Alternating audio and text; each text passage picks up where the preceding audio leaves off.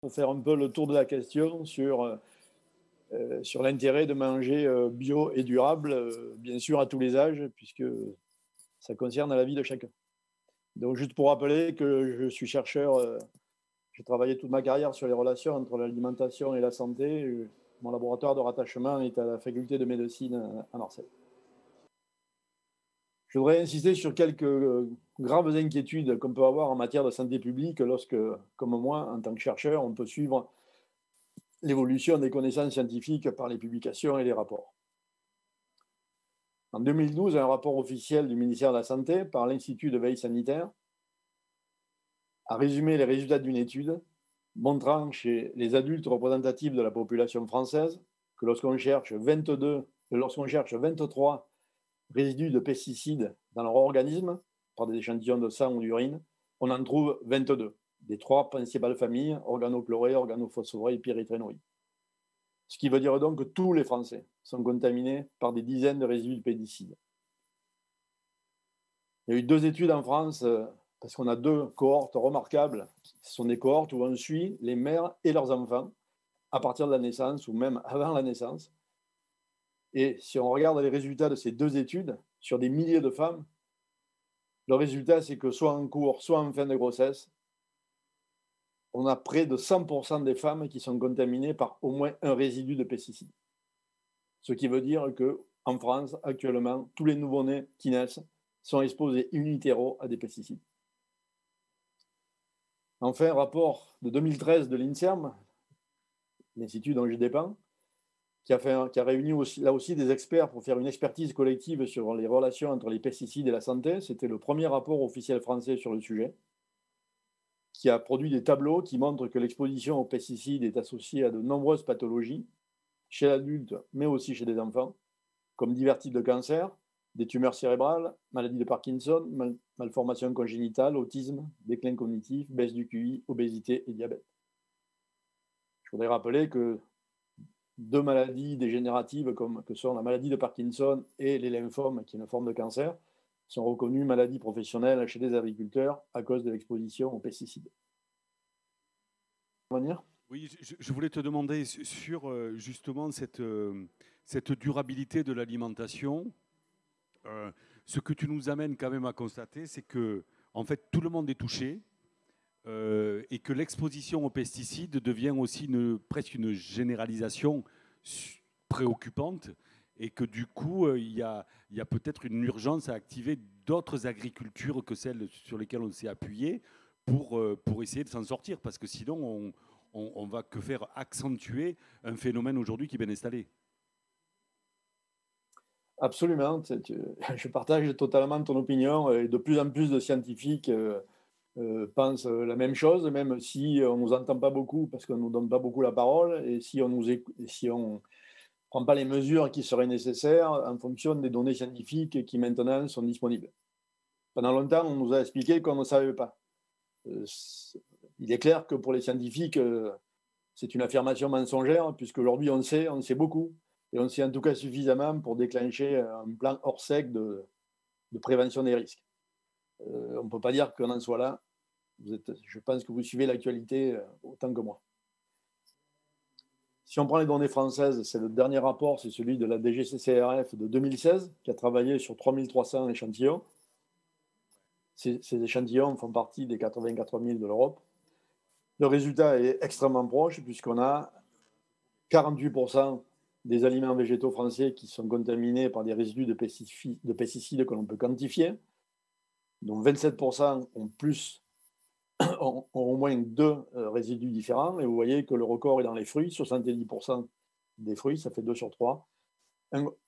37% des légumes, 44% des légumes secs et 29% des céréales. Si on regarde par contre les aliments bio, selon le rapport de la GCCRF, 2% des aliments bio sont contaminés par des résidus de pesticides quantifiables, ce qui est probablement dû à un effet environnemental par des voisins qui ne font pas assez attention et puis l'eau et l'air qui sont aussi pollués. Toutes nos données, je n'ai pas pu vous les montrer toutes par manque de temps, mais bon, vous avez vu que donc les consommateurs réguliers de produits bio, clairement, ils ont un meilleur profil alimentaire parce qu'ils mangent plus d'aliments végétaux qui sont moins raffinés et ils ont des apports supérieurs en nombre de nutriments et ils satisferont mieux les recommandations officielles. Ces consommateurs sont beaucoup moins exposés aux pesticides chimiques, aussi bien si on regarde ce qu'il y a dans leurs aliments que dans leurs urines. Et donc, ils ont une probabilité beaucoup plus faible de pathologie, en commençant par le surpoids et l'obésité, les diabètes, le risque cardiovasculaire et développer un cancer. Et donc, ils ont aussi un impact réduit sur les ressources et les émissions de GES. Donc, si vous vous rappelez la définition des alimentations durables de la FAO, que je vous ai présentée au début, effectivement, ils sont beaucoup plus conformes au concept d'alimentation durable, qui est maintenant repris à l'ONU, aussi bien pour les aspects nutrition que santé, que ressources et impacts environnementaux. Disons que je l'ai évoqué dans ma diapo. C'est ce qui ressort de tous les rapports internationaux, de quel organisme que ce soit. Il faut absolument changer la façon de produire les aliments. Donc c'est clair. Hein, et donc, en gros, il n'y a pas d'alternative à l'agroécologie. C'est la seule, en fait. Et l'agriculture bio, c'est la façon la plus avancée de faire de l'agroécologie aujourd'hui. Ce qui veut dire que les départements ou les régions et l'État devraient aider concrètement beaucoup plus le développement de ces pratiques agricoles. Je rappelle que la moyenne française, elle est à 7,5% de la surface agricole utile en bio, mais des régions comme l'Occitanie ou la région Provence-Alpes-Côte d'Azur ont déjà largement dépassé 20%. Et la France n'est pas du tout dans les pays d'Europe les plus avancés. Donc, il y a un gros effort à faire là et les départements sont particulièrement bien placés pour ça. L'autre aspect, c'est effectivement informer les citoyens et les consommateurs sur. Je pense que vous n'avez pas dû souvent entendre parler des résultats de nos études, à part de façon extrêmement ponctuelle. C'est extrêmement dommage parce que les citoyens ne sont pas informés, en fait, pas plus que les élus d'ailleurs, de ces données scientifiques ou des rapports qui sont publiés depuis des années par l'ONU, le GIEC et d'autres. Donc, il y a ce travail d'information et puis de mise en pratique. Il y a plusieurs façons de répondre à la question. La première chose, c'est nous, parce que bien sûr, on prend en compte ce facteur économique, nous, dans nos études, je n'en ai pas parlé parce que je n'avais pas le temps de parler de tout. Nous avons fait les calculs. Nous savons très précisément le surcoût des aliments bio en France aujourd'hui, c'est 26%. Si vous avez le régime du consommateur bio standard par rapport à celui qui ne mange jamais bio, il y a un différentiel de coût de 26%, c'est-à-dire un quart de plus du prix. Si on ramène ce surcoût, si on le ramène au revenu des gens, on tombe à 5%. Ce qui veut dire que, en termes de pouvoir d'achat, le différentiel, c'est 5% de plus pour avoir une alimentation à 60-70% bio par rapport à une alimentation habituelle. Donc on le sait par nos données, mais on le sait aussi ailleurs. Pour 90% de la population, c'est uniquement une question de choix. C'est choisir qu'on va mettre 5% de plus de ses revenus pour avoir une bonne alimentation, plutôt que de le mettre dans autre chose, qui est peut-être moins important.